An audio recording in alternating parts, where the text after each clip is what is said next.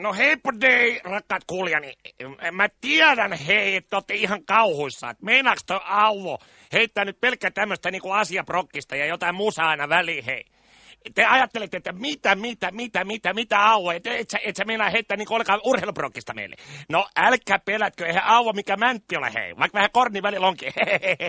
No se oli vitsi kyllä, hei. Siihen varmaan itsekin ymmärrätte, mikä siis korni. Meikäläinen sillä on korni on mitään. Kornit on korneja ja Auvo. No okei, nyt on tulossa Los Angelesista suora lähetys, koska siellä on toi Vode, meidän kesytetty selostaja. Ja mä tiedän hyvin, että siellä on nyt meneillään toi miesten pituus, ja se on vissiin semmoisessa vaiheessa, että suomalaiset voi nostaa peukut pystyyn, koska mä luulen, että siellä on Suomen mies tulossa tuulispäänä kohta. Vode, ole hyvä, hei. Jengi venttaa täällä, hei. Vode, kuuletko Vode?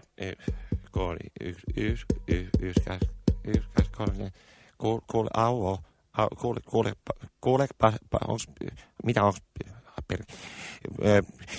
rakkaat television ja radion katselijat, tai nyt tuli Vode täällä, hei, nyt tuli siis lipsaus, ei radio sillä lailla niinku oikeastaan voi katsella, tai siis niinku, kyllähän radiokin voi katsella, mutta että onhan se pitemmän päälle siis niinku, onhan se aika puuduttava se yksitoikkoista homma, ellei olisi joku semmoinen hieno malli.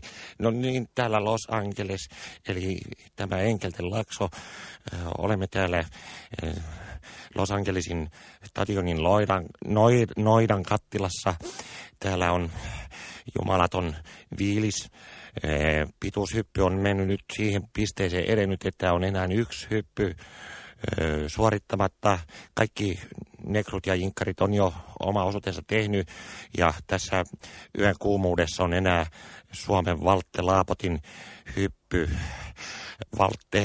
Valtella on kaikki mahdollisuudet päästä aina kultamitaliin asti, siis kirkkaimman mitalin hohtoa on tulossa, jos tuo ponnistus osuu nappiin ja ilmalentoa sitten vastaavasti tulee muita enempi.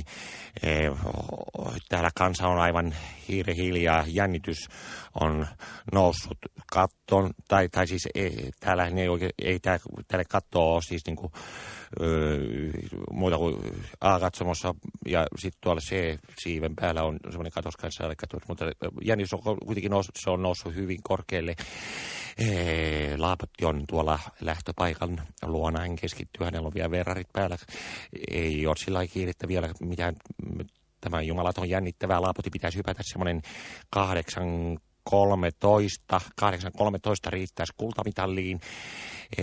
Yksi nekru on hypännyt 8.12 ja mulla on semmoinen tunne, että Laapotti kyllä onnistuessaan hyvinkin ylittää tämän pituuden.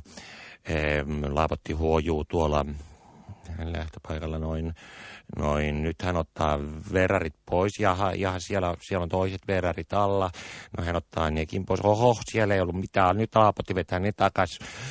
Nyt Laapotti huojuu siellä keskittyneesti, kansa hiljenee täällä. Voi hyvänen aika, kun Laapotti jaksaisi paremmin kuin silloin kouluaikoina Laapotin ponnistus. Me ollaan nimittäin luokkatoverit Laapotin kanssa, ja Laapotti ei kouluaikana sillä lailla oikein. Hänellä oli just ponnistus heikko. Hän huojuu siellä nyt. Toivotaan, Laapotti, sinulle kaikkea hyvää. Me kaikki suomalaiset toivotaan, että sä nyt menestyisit. Tulisi ensimmäinen kulta näistä mitalleista. Mitalit näistä kullista, näistä olympialaisista, Los Angelesin Enkelten Lakson olympialaisista. Nyt Laapotti huojuu siellä. Huojuu muuten huomattavan paljon, ettei vaan olisi tullut viime yönä oltu liian pitkään jossain. Toivottavasti, jos on tullutkin oltu, niin toivottavasti sitten niin ainakin olympiakomitean luvalla. Nyt Laapotti lähtee vauhtiin.